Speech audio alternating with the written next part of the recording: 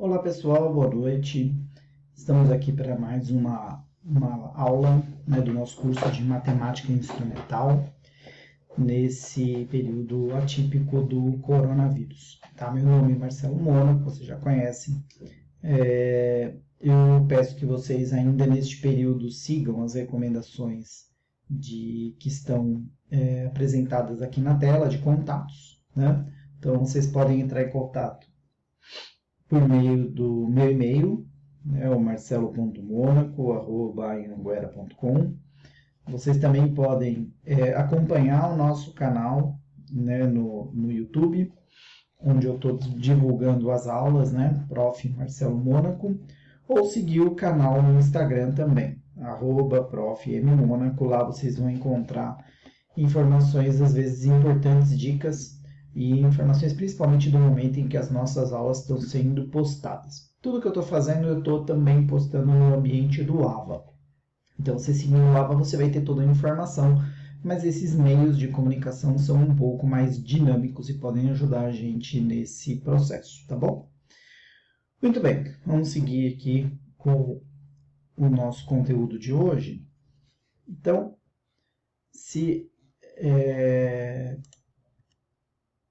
nós vamos para o primeiro slide, onde eu mostro o pé do curso. Por que eu estou mostrando isso? Porque observem que nós estamos na aula 4 hoje, nós vamos encerrar a unidade 1. Vamos encerrar essa unidade que está relacionada com função afim e função quadrática.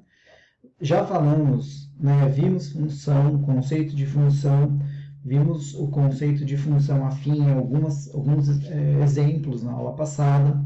Vimos também o conceito de função quadrática, como ela é, a gente vai revisar isso agora. Hoje trabalharemos a seção 1.4, sinal mínimo e máximo da função quadrática. Então fique atento, com isso a gente esgota a unidade 1. Então a minha sugestão é que vocês no AVA façam as questões, realizem as questões e me avisem em caso de dúvidas, seja pelo Messenger, pelo direct do Instagram, seja por e-mail, como vocês preferirem, ou pelo AVA, podem me acionar da maneira que vocês preferirem, beleza? Então vamos lá. A gente segue então a nossa análise de hoje, falando do calendário, tá? Então, a gente segue o calendário, tivemos a nossa aula virtual no dia 19, estou gravando hoje dia 26, a aula seguinte, a aula seria número 5, mas é número 4, porque a gente acabou não tendo a aula número 1. Reforço que temos as entregas das listas de exercício, que eu marquei para o dia 2 do 4 e 9 do 4. Vou disponibilizar essa lista de exercício no AVA hoje, para que vocês possam ter essa lista e possam fazer, bastante simples, nenhum problema. Se tiverem dúvidas, me avisem. Mas, caso seja necessário, tenham alguma questão, eu vou aceitar a entrega das duas listas, L1 e L2, no dia 9 do 4, tá bom? Então, não se preocupem com entrega, mesmo porque a gente está num período bem excepcional, uma situação muito atípica, e o mais importante é a gente manter o conteúdo sendo apresentado, trabalhando as dúvidas e alinhando com vocês dia a dia o conteúdo do curso, que é o mais importante, tá bom? Então, muito bem, vamos para o próximo slide, onde eu reforço a questão sobre os canais. Então, fiquem de olho no canal do YouTube, eu estou postando as aulas dessa semana lá. A partir da próxima semana a gente vai ter uma mecânica um pouco diferente, eu vou disponibilizar isso no AVA também. Nossa aula na semana que vem será ao vivo. Eu estarei disponível a partir do horário normal de aula. A gente tem uma ferramenta que é o Microsoft Teams. Vocês vão receber no AVA, vão ter um link de acesso para essa aula online. Vocês vão poder entrar e eu vou apresentar a aula ao vivo e vocês vão poder tirar dúvidas através do chat e já fazer um processo um pouco mais interativo, tá? Então a gente está tentando buscar alternativas para fazer com que a gente possa seguir com o nosso curso, com o mínimo impacto, que vocês não tenham nenhum prejuízo nesse processo. Vocês vão receber um e-mail com todas essas, uma mensagem no ABA com todas essas orientações, e na semana que vem a gente vai ter as nossas aulas ao vivo. Poderemos conversar, trocar uma ideia, né, bater um papo e apresentar os conteúdos do curso. Tranquilo?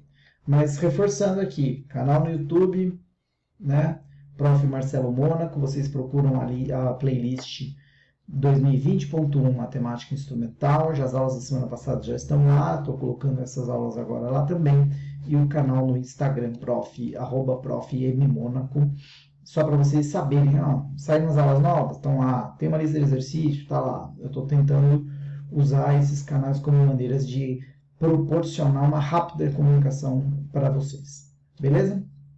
Muito bem.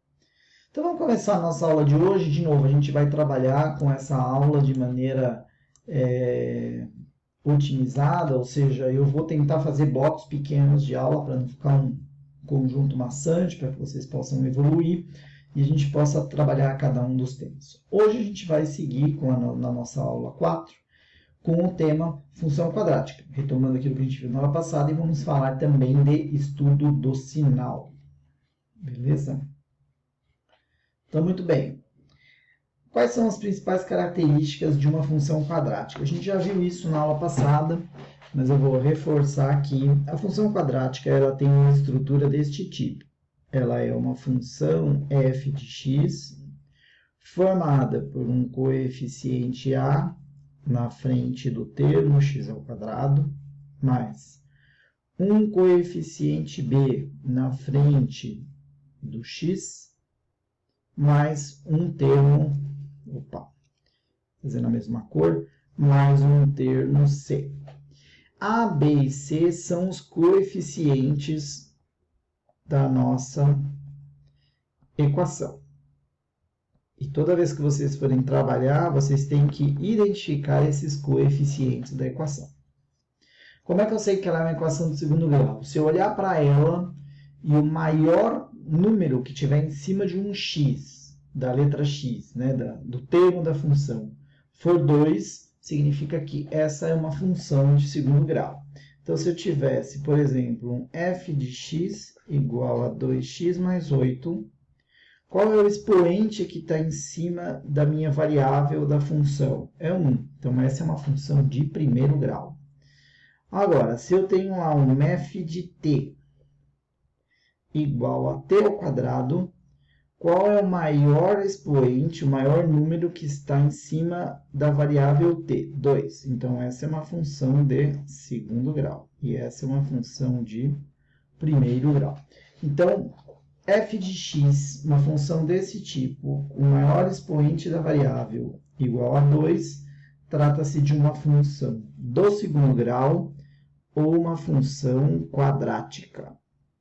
Então, é uma função de segundo grau ou quadrática. Beleza? Muito bem, como é que a gente calcula, né, essa função? Qual é a cara dela? A função de primeiro grau é uma reta.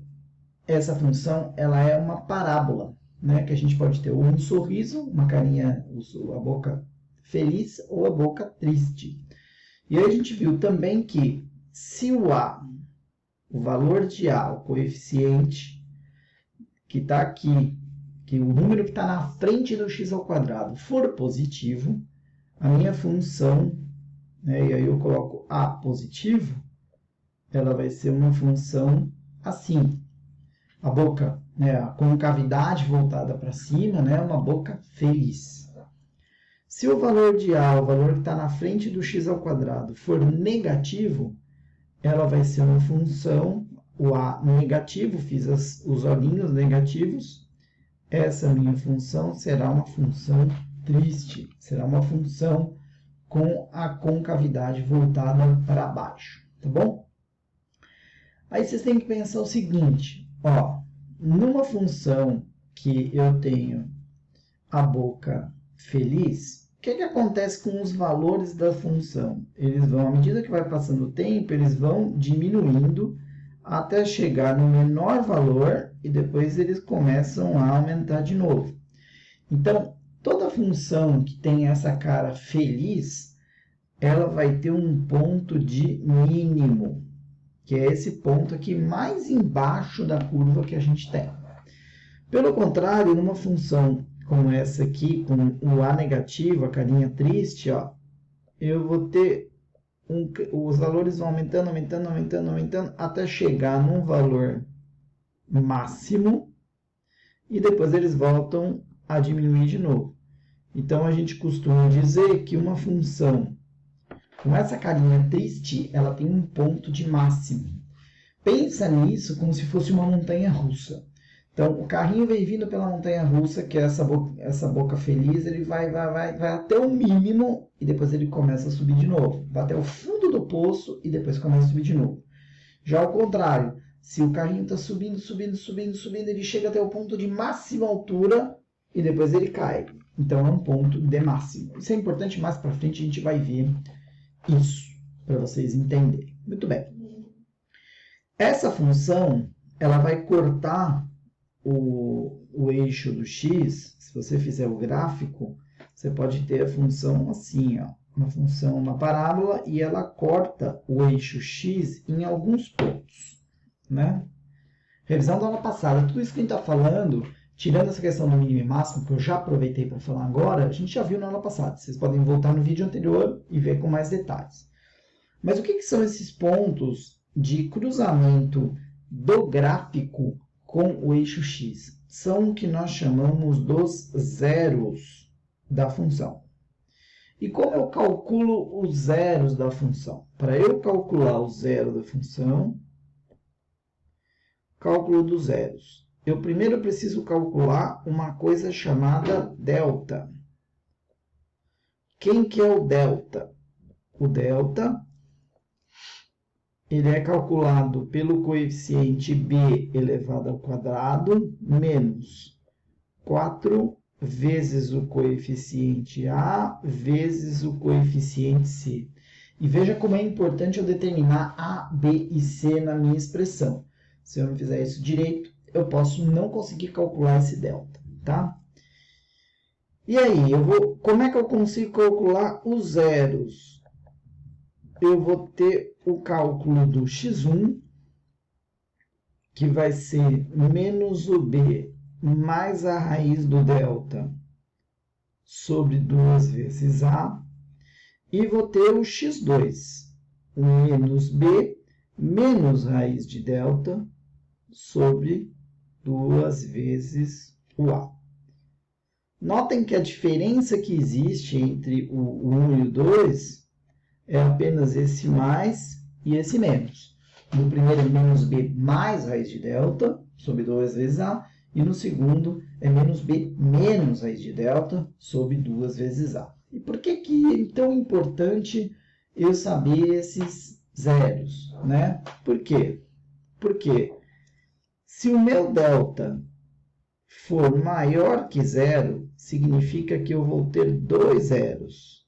A gente vai ver isso com detalhes hoje. 2 zeros na minha função. Significa que meu gráfico vai cortar o eixo x 2 pontos. Se o meu delta for igual a zero, isso significa que eu vou ter um zero só. Ou seja, a curva vai tocar no eixo x e vai subir de novo. E se o meu delta, vou colocar aqui embaixo, for menor que zero, não há zeros.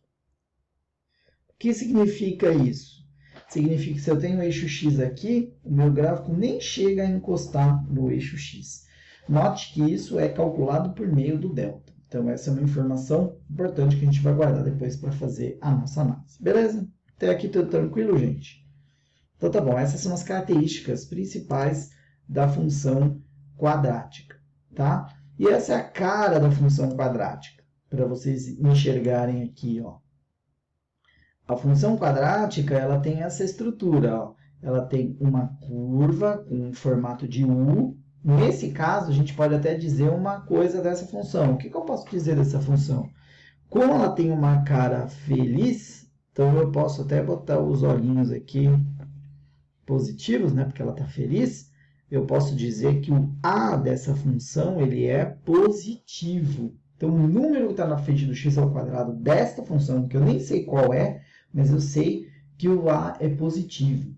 E mais uma coisa aqui que eu posso dizer. Se essa aqui, vamos dizer que esse fosse o meu eixo x, eu posso dizer, essa função, ela toca o eixo x em um ponto? Não, não toca. Então, para esse caso, eu poderia até dizer também que o delta é negativo. A gente vai treinar muito isso nas questões, mas é importante que você já batendo o olho na função, sem fazer nenhuma conta, você já consegue dar essa resposta. Se ela tem o formato de um sorriso, então o a dessa função é positivo.